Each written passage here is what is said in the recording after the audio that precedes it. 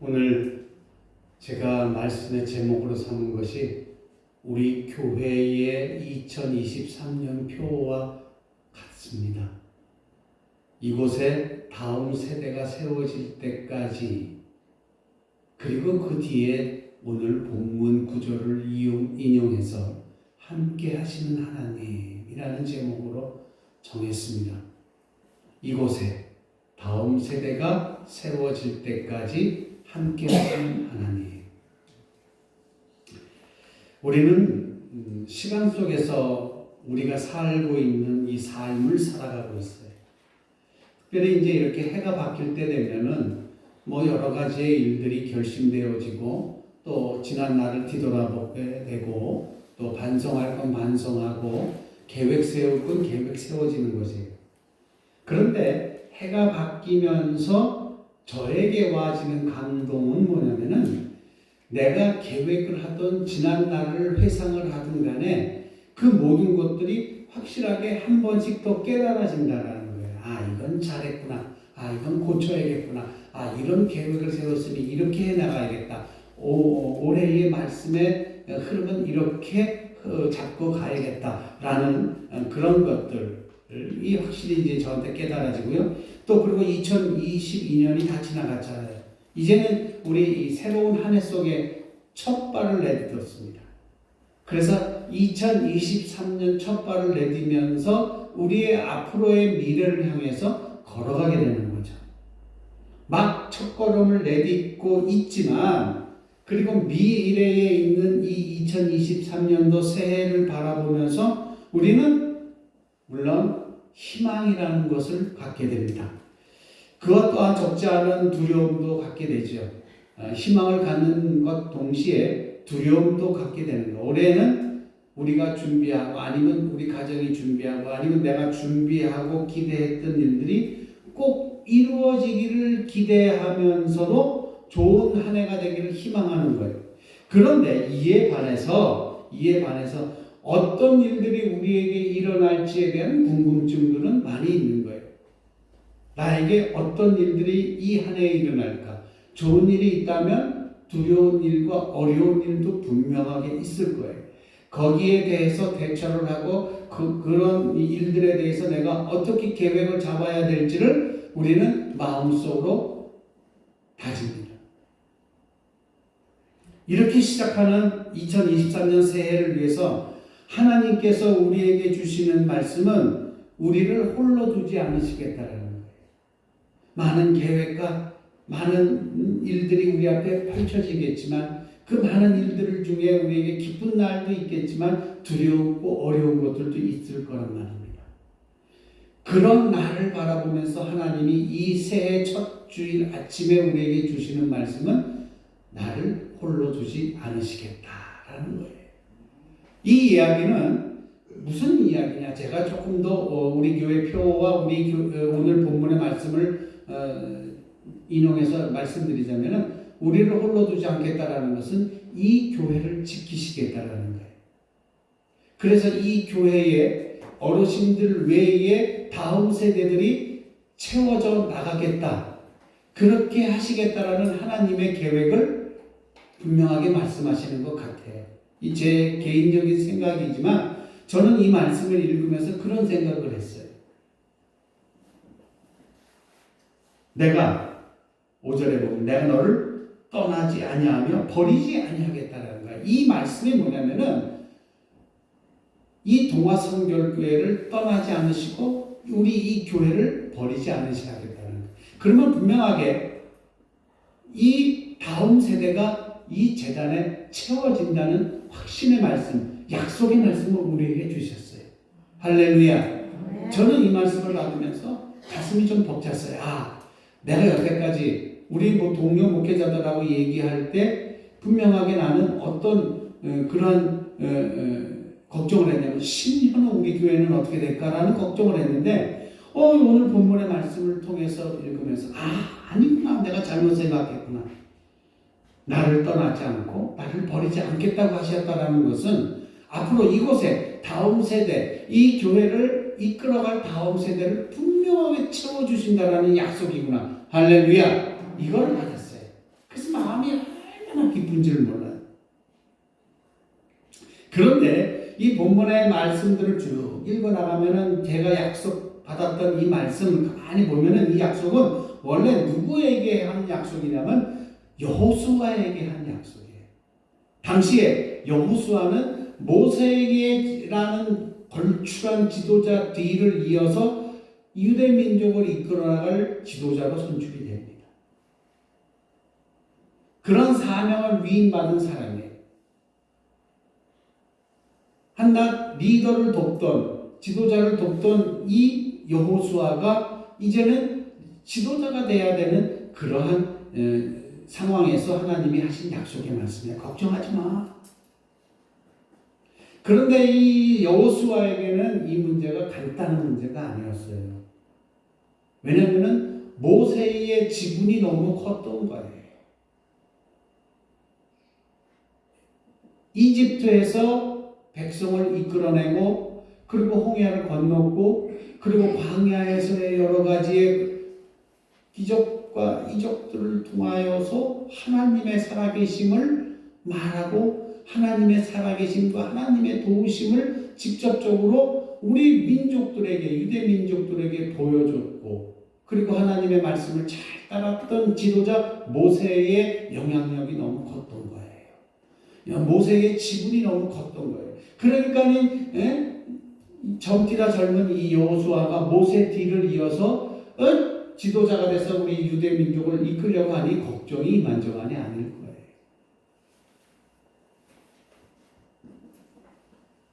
40년 동안이나 유대 민족을 이끌던 이 모세의 영향력은 무시할 수가 없는 거죠. 그런 모세도 완고한 이스라엘 백성들과 수없이 많은 어려움을 겪었잖아요. 뭐 돌아간다 툭하면 그러잖아요. 어려움이 닥치면 광야에 있던 이스라엘 백성들이 어려움 닥치면 그냥 입 벌어처럼 하는 얘기가 있었어요. 그게 뭔지 아세요? 애굽으로 돌아가고 싶다. 옛날 일을 생각했던 거예요. 모세도 만만치는 않았죠. 너무너무 힘들었죠. 그것뿐인가요? 가나안 땅에 들어가게 되면 그 가나안 땅이 비어 있어가지고 그냥 들어가서 살기만 하는 땅이 아니잖아요. 가나안 땅은 정말로 비옥한 땅이에요. 그래서 예전부터 많은 민족들이 그 가나안 땅을 차지하려고 서로 전쟁을 하고 뺏고 빼앗기고 이런 상황들이 많이 있었단 말입니다. 그런데 지금 이스라엘 백성이 어디로 가요? 젖과 꿀이 흐르는 하나님이 예비하신 땅 가나안 땅으로 가고 있는 거예요. 거기에 대한 여러 가지 스트레스들이 있을 거예요. 거기에 살고 있는 민족들에게 그 땅에 들어가려면 전쟁을 해야 돼. 나 여기 살 테니까 너희들이 좀 나갔으면 좋겠어. 너희들이 좀 비켜줘. 아니면 땅 이렇게 좀 줘. 이렇게 말할 상황이 아니란 말입니다. 그러면서 가면서 아이성하고 여리고성하고 막 버티면서 싸우잖아요. 이런 상황에 있는 이 여호수아, 이 이스라엘 민족들은 사망에서 떠돌며 지내던 그리고 그 종족들 그리고 그때 그 사막에 떠돌며 살았던 이목민들하고는 달랐던 거예요. 가나안 땅에 있는 사람들은 이 이스라엘 백성들이 광야를 40년 동안 떠돌며 살았던 그런 민족들과는 비교가 되지 않을 정도로 문화생활을 즐겼고 그리고 농경사회였었고 그리고 전쟁을 할 수 있는 무기조차도 신무기를 다 갖추고 있는 그런 나라였었어요. 그러니까 문화와 기술을 갖고 있던 나라가 그 종족이 어디냐? 가나안 땅에 살고 있는 민족들이라는 거죠. 그것뿐인가요? 외세의 침략을 막기 위해서 곳곳에 견고한 성을 쌓아놓은 그러한 나라가 바로 가나안이에요. 아무리 가나안 땅이 하나님이 약속한 땅이라고 하지만 이스라엘이 그 땅에 들어가서 살기 위해서는 이미 그 땅에 살고 있는 그 민족들과 전쟁을 치러야만 됐어요. 격렬한 몸싸움을 피할 수가 없었던 거예요. 어떻게 보면은 출애굽 이집트를 탈출하고 나서 나와서 가장 어려운 시기를 맞고 있는지도 몰라요. 이런 상황에서 하나님이 여호수아에게 오늘 우리에게 주시는 올해의 첫 말씀, 그 내용을 약속으로 주신 거예요. 여호수아에게 하나님이 뭐라고 그러셨느냐? 내가 너를 떠나지 않고 버리지 않겠다라는 거예요. 할렐루야. 저는요, 오늘 이 말씀을 들으면서, 그리고 오늘의 이 설교를 들으시면서 하나님의 음성이 여러분에게도 여호수아에게 하였던 말씀처럼 똑같은 말씀이 들려지기를 간절히 소원합니다. 지금 앉아서 예배드리는 여러분 개개인마다 하나님이 말씀해 주셨을 거예요. 나 너를 버리지 않아. 그리고 너를 떠나지 않아. 걱정하지 마. 2023년도 용기 있게 살아. 이 말씀이 오늘 예배 가운데 참여하신 여러분들 귀에 들려지는 축복된 2023년도 첫 주일이 되기를 주의 이름으로 간절히 축원합니다. 자, 저는 오늘 이야기 속에서 그렇다면 오늘 우리와 함께 하시겠다는 하나님에 대해서, 그리고 우리와 함께 하시는 하나님의 능력을 우리가 어떻게 이해를 해야 할까, 이 문제를 조금 더 생각해 보려고 해요. 일반적으로 사람들은 하나님에 대해서 신으로 대해 생각하죠. 그분을 전지전능하신 분으로, 그리고 절대 선하신 존재로 생각합니다. 그거는 예수를 믿는 사람이든 기독교를 종교로 갖고 있는 사람이든 비기독교이든 똑같아요. 기독교 교리 안에서도 하나님에 대한 이런 이해는 중요한 내용을 이루어요. 맞아요. 우리가 하나님을 정말 하나님이 세상을 창조하시고 역사를 주관하시는 분으로 믿는다면 그분의 전지전능을 부정할 수가 없어요. 이야기는 내가 믿고 있는 하나님이 전지전능하신 하나님이다라고 생각을 한다면, 바로 역사를 주관하시는 분이라면, 천지를 창조하신 분이라면 하나님의 그 능력을 우리가 부정할 수 없는 거예요. 하나님이 전능하시기에 홍해도 가르셨잖아요. 또 태양을 정지시켰어요. 대지를 갈라지게 하셨고 악한 사람들을 그곳에 대지를 갈라서 삼켜버리게 했어요. 하지만 성경에서 하나님에 대해 가르쳐주는 것은 그런 것뿐만이 아니라는 거죠. 성경에는 전능하신 존재에게 도무지 어울리지 않는 하나님의 모습들도 묘사하고 있어요. 그 얘기는 뭐냐면은 자주 마음을 바꾸시는 하나님에 대해서도 묘사하고 있다는 거예요. 변덕스러운 하나님이라. 그냥 쉽게 얘기하자면 변덕스러운 하나님도 묘사하고 있다, 이런 얘기예요.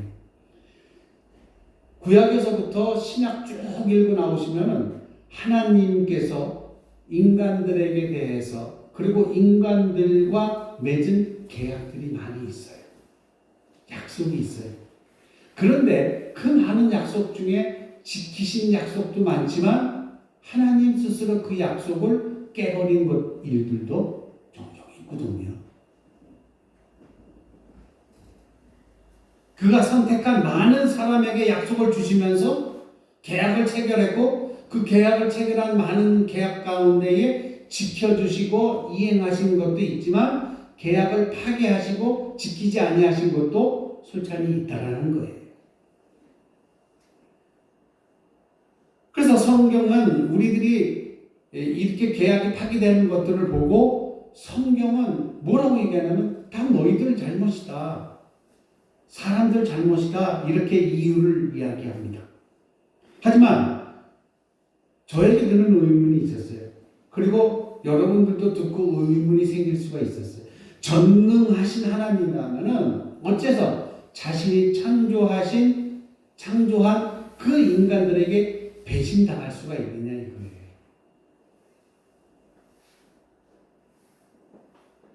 하나님이 창조하신 그 창조물인 인간들에게 하나님이 배신당해서 하나님이 계약을 파기했단 말입니다. 그렇다면 어떻게 전지전능하다고 하신 하나님께서 그가 배신할 것을 미리 모르고 배신할 수 있었느냐?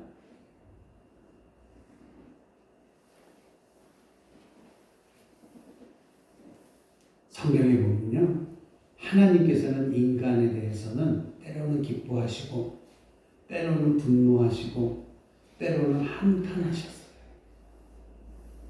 많은 약속을 인간과 함께 맺었지만 또 많은 약속을 철회하시기도 하셨다는 거죠. 그래서 인간이 갖고 있는 종교적인 개념 속에서 전지전능하신 분이라면은 세상의 그 어떤 변화에도 변하지 않아야 된다는 원칙을 갖고 있어요. 전지전능. 그러니까 인간이 갖고 있는 종교적인 개념, 여러분이 갖고 있는 종교적인 생각에서 본다면 전지전능하신 하나님이 갖고 있는 그 존재라면 세상에 어떤 변화가 있더라도 그 전지전능하심이 변하지 말아야 된다는 그 개념이 있다는 거예요. 그런데 성경에서 하나님은 때로는 사랑하고 때로는 진노하고 때로는 슬퍼하면서 변덕스러워 보일 만큼 많은 변화가 있었어요. 그 이유는 한 가지예요. 그 이유는 왜 하나님이 그렇게 변덕스러운 모습을 많이 보시는 이유는 한 가지. 하나님은 창조 이래로 언제나 인간과 더불어 존재하셨다라는 거예요. 여기서 중요한 말은 뭐냐면 더불어 존재하셨다라는 말이에요. 하나님이 이렇게 성경에서 때로 변덕스럽게 그려지고 있지만 그 변덕은 바로 인간과 함께 하시려 했기 때문이다 라고 성경은 얘기합니다. 성경은 하나님을 전능하신 하나님이 아니라 오히려 인간과 함께 하려 하시는 하나님을 우리에게 전해주십니다. 그런데 많은 사람들은 항상 전능하신 하나님을 그리워하고 있어요.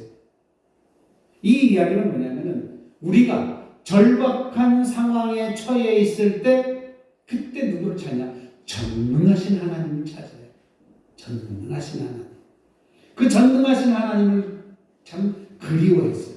그래서 전능하신 하나님이 초자연적인 하나님 능력으로 모든 것을 깨고 부수면서 내가 당하고 있는 이 어려움 속에 내가 당하고 있는 이 힘든 삶 가운데 하나님이 직접 개입해 주시기를 원하는 거예요.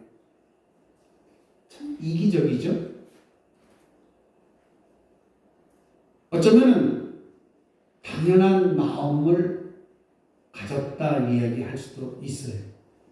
그런데 이런 종교적인 욕망 때문에 하나님이 나와 함께 하신다는 사실조차 내가 깨닫지 못하고 지금 나와 함께 하신다는 사실을 깨닫지 못하고 무슨 생각이 먼저 드느냐? 이 어려움을 전능하신 하나님, 전지전능하신 하나님이 빨리 해결해 주기를 원하는 어떤 물리적인 욕구가 우리 인간들에게 있었다는 거죠.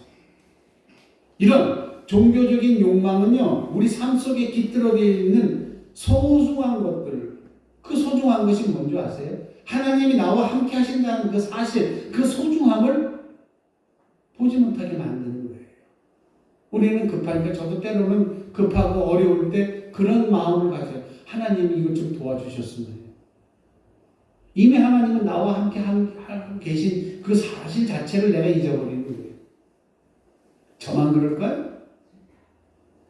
여러분 다 마찬가지예요. 그래서 가장 중요한 거, 하나님이 나와 함께 하신다는 그 사실을 내가 갖고 있는 종교적인 욕망 때문에 그 사실을 잊어버려요. 그 사실을 정말로 내가 바라보지 못하게 되는 거죠.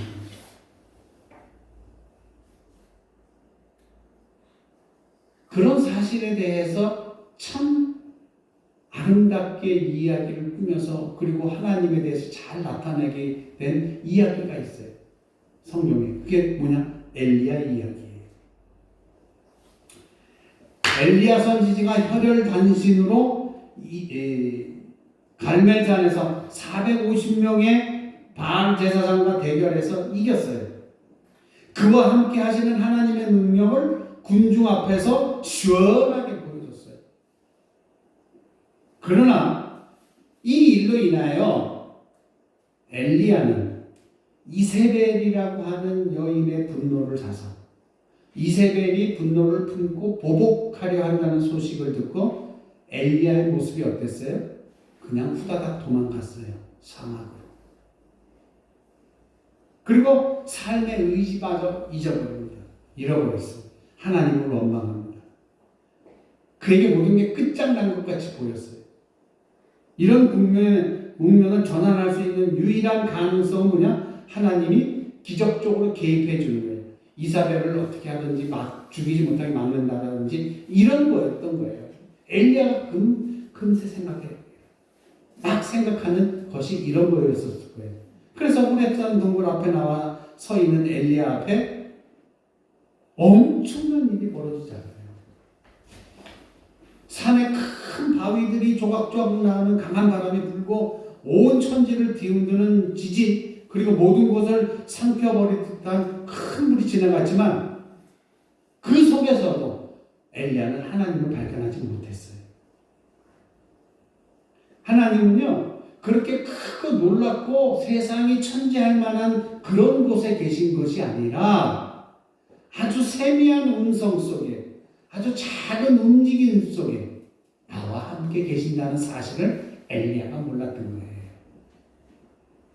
엘리야가 우리나 지금 다를 게 뭐가 있어요? 똑같죠. 엘리야가 찾고 있는 하나님은 다른 데가 있는 것이 아니라 무기력해져 있던 이 엘리야와 함께 있었다는 거예요. 지진이 일어나고 큰 산이 막 무너지고 이런 속에 하나님 큰 모습을 나타내서 걱정하지 마. 이런 곳에서도 내가 너를 보살필 수 있어. 라고 계신 것이 아니라 이미 하나님은 무기력해져 있는 엘리야와 함께 하셨다라는 거예요. 우리도 삶을 살면서 무기력해질 때가 얼마나 많아요. 그때 우리는 하나님께 기도하죠. 다행이에요. 기도라도 하는 게. 무슨 기도? 하나님, 이 일을 해결하게 해주세요. 이 어려움을, 이 난관을 잘 헤쳐나가게 해주세요. 하고 하나님 앞에 금세 무엇이 하나님의 능력으로 말미암아 다 이루어지길, 내가 갖고 있는 모든 문제가 해결되지길 원하는 거예요. 그런데 하나님은 그런 이전에 그런 문제들 때문에 무기력해져 있는 내 모습 속에 이미 함께하고 계셨다는 거예요. 할렐루야! 이게 중요한 거예요.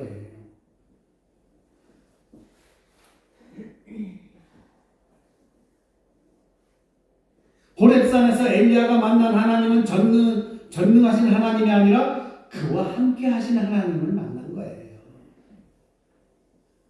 성경에서 우리들에게 끊임없이 하나님의 사랑에 대해 가르치는 것은 뭐냐? 하나님이 함께 하시기 때문에 사랑하는 거예요. 기독교 핵심을 이루는 사건, 그리스도의 사건, 곧 하나님의 독생자, 하나님 자신이신 그분이 인간으로 이 땅에 오셨어요. 그리고 그가 이 세상의 모든 죄를 짊어지고 십자가를 짊어지시고 또 십자가 위에서 죽으셨어요. 그런데 거기서 끝난 것이 아니라 죽음의 권세를 이기시고 부활하셨다라는 거예요. 그 부활하신 주님이 성령으로 지금 이 시간 우리와 함께하고 계시다는 사실입니다. 할렐루야. 그런데 이 그리스도의 사건 중에서 이거 하나님의 능력을 보여주신 것이 아니라 이미 전지전능하신 하나님이, 그리고 그 하나님이 인간과 함께 하고 싶어서, 조금 더 좁혀서 말하면 나와 함께 하시고 싶어서 이 땅에 아기 예수로 태어나셨고, 그 아기 예수가 성장하고, 그래서 이 세상에 하늘나라의 복음을 전하시다가 십자가를 짊어지시고 죽으셨잖아요. 그리고 부활하셨잖아요. 영원히 떠나보신 것이 아니라 부활하셔서 하늘나라에 계시지만 성령님을 통하여 또다시 우리에게 오셔서, 아니 나에게 오셔서 나와 함께 하시는 하나님이 되신 거예요. 그러니까 엘리야의 사건하고 예수 그리스도의 사건을 보면은요, 우리가 그렇게 느낄 수가 있는 거예요. 그리스도로 하나님이 우리에게 오셨다라고 하는 것은 하나님이 전지전능하심으로 자신을 그냥 탁 닫아버린 것이 아니라 자신이 갖고 있는 전지전능을 희생하여서 우리를 향하여 자신을 열어놓으셨다는 거예요. 그걸 우리는 알아야 된다는 거죠. 하나님, 우리를 향한 하나님의 놀라운 개방성, 이것을 우리가 알아야 된다는 거예요. 이것이야말로 그리스도 사건을 통하여 우리에게 주시는 하나님의 가장 큰 은총이 아니겠습니까? 그렇다면 하나님의 이 놀라운 개방성 앞에서 우리가 지녀야 할 신앙적인 자세가 뭐가 있느냐 이거예요. 이걸 한번 생각해 봅시다. 우리가 신앙을 통해서 드러나야 하는 것은 하나님의 어떤 엄청난 능력 그런 것이 아니에요. 전능하신 하나님만이 보여줄 수 있는 초자연적인 강한 능력, 그것이 신앙생활을 하는 우리를 통하여 세상에 보여주는 것, 그게 아니라는 거죠. 우리는 뭘 보여줘야 되느냐? 내 이웃들에게 하나님이 이런 일을 뚝딱 해치우시는 그런 능력을 보여주는 것이 아니라 신앙인으로서 세상 사람들에게 우리가 보여줘야 될 것은 뭐냐? 나와 함께 하시는 하나님을 보여줘야 되는 거예요.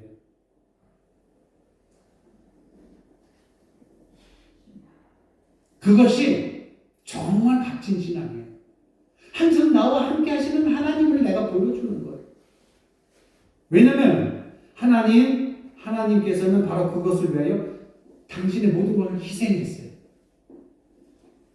그것을 위해, 그것이 뭐예요? 나와 함께 하심을 보여주기 위해서 모든 걸 희생하셨어요. 그러니까 하나님이 우리와 함께 하신다는 이 믿음이 우리의 종교적인 이기심으로 드러나지 않도록 주의해야 하는 것도 있어요.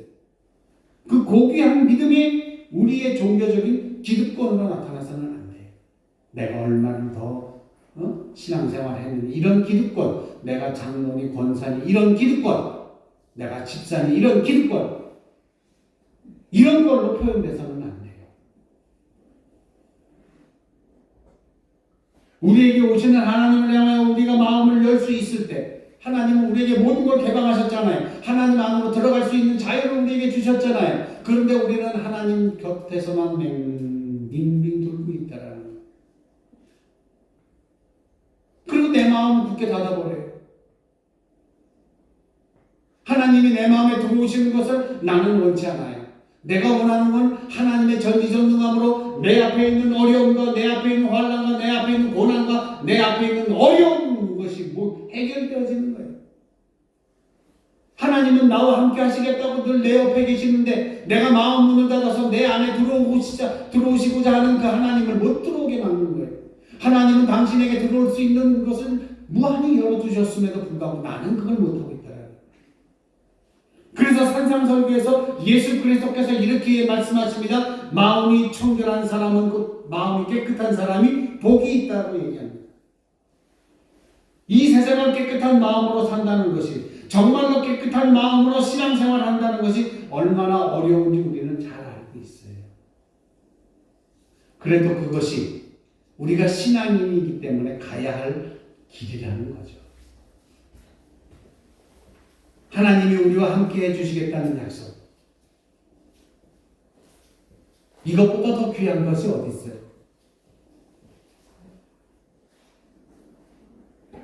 그렇지 않아요? 2023년, 2024년, 2025년, 2026년 앞으로 우리의 육신의 목숨이 붙어있는 그날까지, 아니 천국 가는 날까지 하나님이 나와 함께 하시겠다는데, 나를 버리지 않겠다고 하시는데 그것처럼 축복된 일이 어디 있겠어요?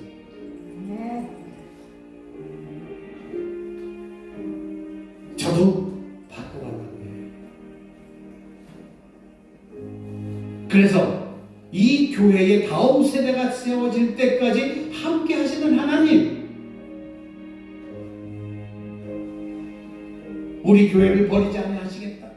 우리 교회를 떠나지 아니하시겠다. 우리를 지켜주시겠다. 우리 교회와 함께 하시겠다라고 하는 하나님이 계시는데, 다음 세대를 채워가는 일이 무엇이 두려운가 이거예요.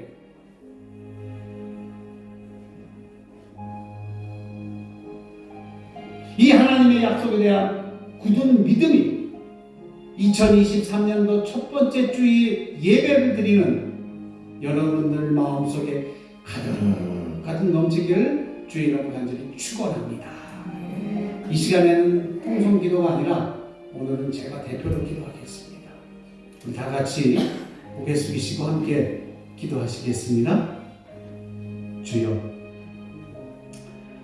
우리에게 오셔서 우리의 가난을 당신의 풍요함으로 채워주시옵소서.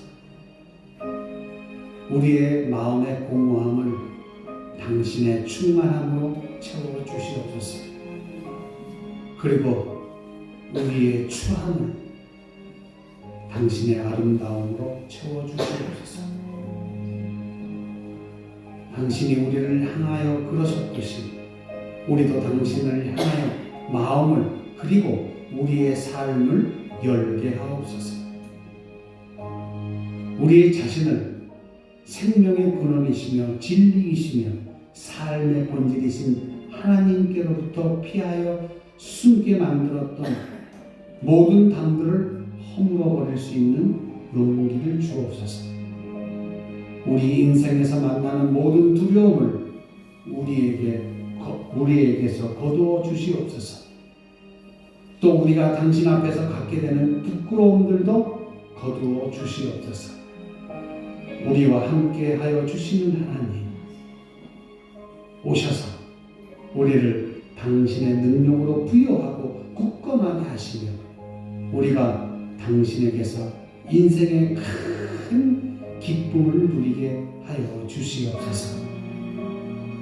이곳에 다음 세대가 세워질 때까지 함께 하시는 하나님, 영광과 찬양과 찬송을 올려드립니다. 예수 그리스도 이름으로 기도드렸사옵나이다. 아멘.